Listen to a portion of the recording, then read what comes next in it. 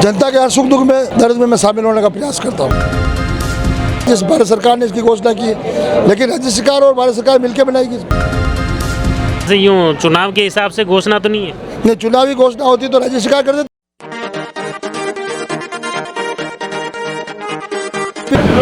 नमस्कार, अभी हम हैं आमेर क्षेत्र के बीकावास माताजी मंदिर परिसर में हैं और यहाँ पर कुंभलगढ़ के विधायक सुरेंद्र सिंह राठौड़ का जन्मदिन समारोह यहाँ आयोजित हुआ और इसमें राजसमंद सांसद दिया कुमारी के साथ ही जिले भर के भाजपा कार्यकर्ता पदाधिकारी इसमें शामिल हुए। एक तरह से आज ये जो कार्यक्रम संतों से ही बात की, लोगों से ही बात की कि एक निजी कार्यक्रम था, जन्मदिन का कार्यक्रम था, लेकिन कहीं ना कहीं एक जनप्रतिनिधि जहां होता है वो एक कार्यक्रम स्वतः ही सार्वजनिक हो जाता है। आज ये कार्यक्रम जिसमें आप देख सकते हैं हज़ारों की तादाद में कुंभलगढ़ विधानसभा क्षेत्र से और राजसमंद जिले से हज़ारों की तादाद में लोग आए हैं। तो आज ये इतनी जो जन्मदिन रहा है आपका, अब तक 61वां ये जन्मदिन है, तो आज जितना आपने पब्लिक का स्नेह देखा ये पहले कभी देखा नहीं? आज मुझे जो उम्मीद थी उससे भी दोगुना लोग आज आए। जो भी लोग यहाँ पधारे हैं उन सबका मैं बहुत बहुत आभार प्रकट करता हूँ।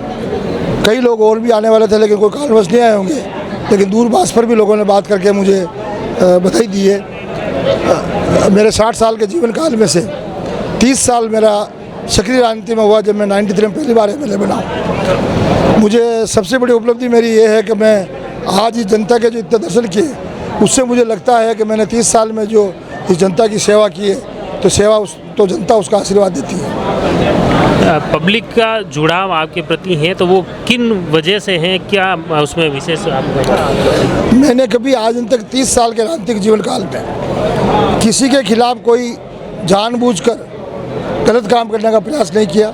जो काम होने वाला था वो काम मैंने राजनीतिक दल से ऊपर उठकर काम किया।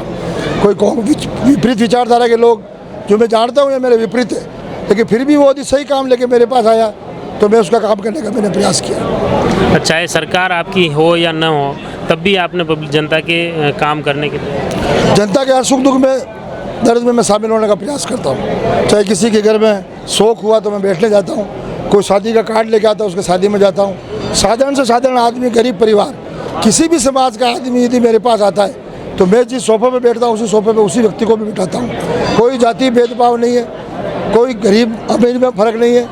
गरीब से पहले मिलता हूँ, अमीर से बाद में मिलता हूँ। तो ये क्या एक शक्ति प्रदर्शन का प्रयास नहीं, कोई शक्ति प्रदर्शन करने की आवश्यकता नहीं थी। 30 वर्ष तो मेरे विधायक कार्यकाल को हुए और 60वां वर्ष पूरा हो रहा था तो कार्यकर्ताओं की एक तमन्ना थी कि हम सब मिलकर के आपका जन्मदिन मनाना चाहते हैं। पहले भी गत वर्ष 2 जगह कुंभलगढ़ में और 1 जगह सियाना में मनाया था। वरना में मुझे कोई शक्ति प्रदर्शन करने की आवश्यकता ही नहीं है। मैं पार्टी के लिए काम करता हूँ और पार्टी का मेरे पर भरोसा है, मेरे को पार्टी पे भरोसा है। तो इस बार अभी सांसद महोदय ने जो घोषणा की है वो घोषणा किस रूप से अपने कुंभलगढ़ क्षेत्र के लोगों के लिए साकार हो पाएगी, कब तक हो पाएगी और ये क्या? नहीं, कल ही भारत के प्रधानमंत्री जी ने सभा में जल जीवन मंत्री ने घोषणा की है। मैं 3 से लगाकर मैंने 8 में ये बहुत प्रयास किया था। उपराष्ट्रपति बेरुसिंह जी शेखावत ने मुझे कहा था ये योजना बना, माई डैम का पानी को जाखम में ला करके जाखम से राजसमंद झील को बढ़ो और बाकी गाँवों को पेयजल योजना से जोड़ने से तुम्हारे जिले का स्थायी समाधान हो सकता है। और वो कल घोषणा हुई, मुझे बहुत खुशी हुई है। कभी ये काम पाइपलाइन में आया है। सरकार आने के बाद हमारी पहली प्राथमिकता ये रहेगी कि हम माई डैम का पानी राजसमंद में लेकर आएंगे।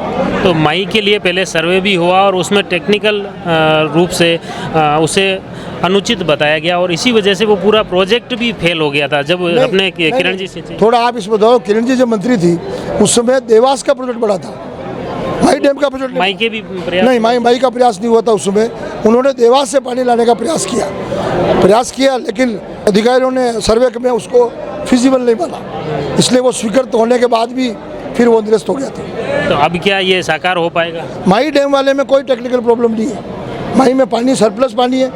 गुजरात सरकार का माई डैम में हिस्सा है। गुजरात सरकार के भी जब मैं सिंचाई मंत्री था वहाँ के सिंचाई मंत्री से बात हुई जब मोदी जी मुख्यमंत्री हुआ करते थे। अब गुजरात में अब नर्मदा का पानी ज़्यादा आने से वहाँ पानी सरप्लस हो गया। गुजरात सरकार स्वयं भी यदि उसका हिस्से के पैसे हम दे देंगे तो गुजरात सरकार के हिस्से का पानी भी वो राज्य सरकार को देने के तैयार है।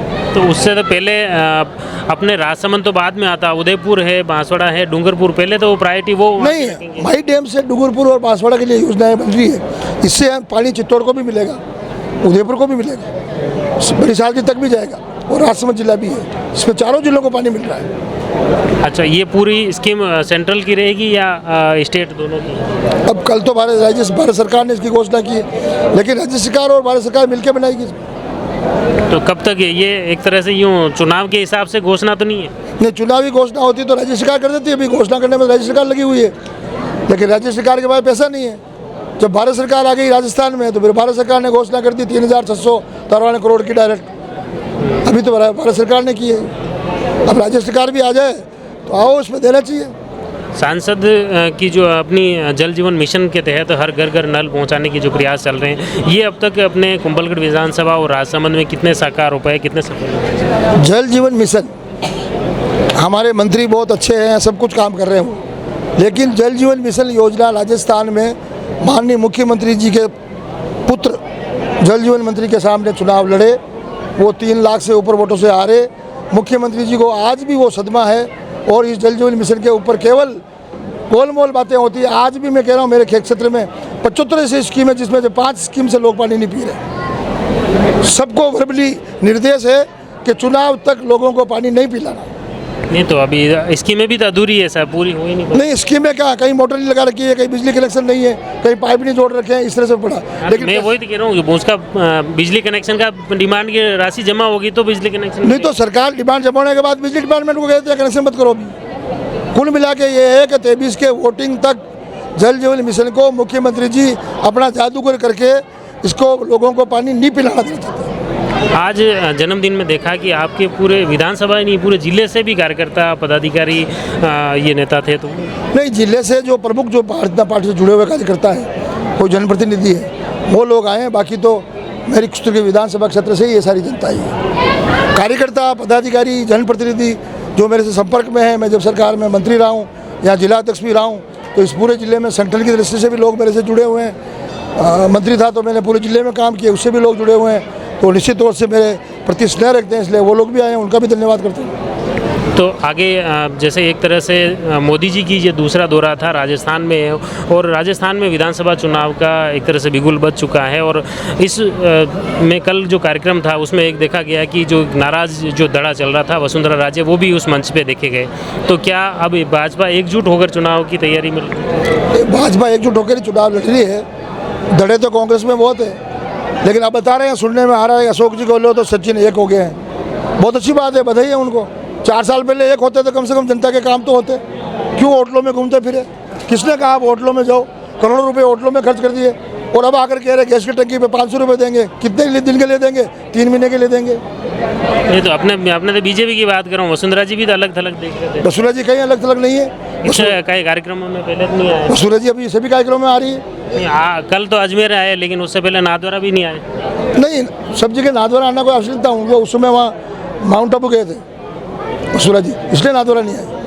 अच्छा, नहीं बाकी कोई गुटबाजी नहीं? नहीं, कोई गुटबाजी नहीं है। वसुंधरा जी भी पार्टी की वरिष्ठ नेता है, 2 बार सीएम रही है, 20 साल से पार्टी का नेतृत्व कर रही है। ये आलाकमान का मामला है, बैठ करके बात करेंगे, और कोई छोटी मोटी बात तो, इतना बड़ा परिवार है तो छोटी मोटी बातें चलती रहती है, आपस में बात करके सुलझा हो जाएगा। तो आप चुनाव को लेकर कितने आश्वस्त है अपने वापस टिकट? और मैं तो आश्वस्त क्या हूँ, जनता को लेकर के आश्वस्त हूँ। टिकट तो बीजेपी, टिकट में भी आश्वस्त हूँ। दावेदार तो लंबे चल रहे हैं आगे। दावेदार शायद आज का जलसा दे करके अपने अपने ठिकाने चले जाएंगे। तो ये जलसा उसी के लिए तो नहीं रखा गया? वो बार बार यहाँ परेशान कर रहे हैं, 2 साल से बार बार फोटो लगाते हैं, बार बार करते हैं। तो लोगों ने कहा साहब एक बार अपने भी कोई जलसा कर देने की पता चल जाए कि यहाँ जनता गुमराह होने वाली नहीं है। जनता गुमराह होती है ना।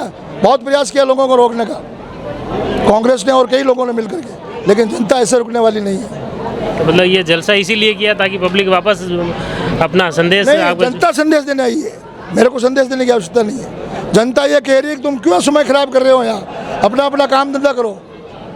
जलसा तो कोई भी रख ले, कोई 10 बोरी गाड़ लेने, लोग नहीं आए तो क्या करो?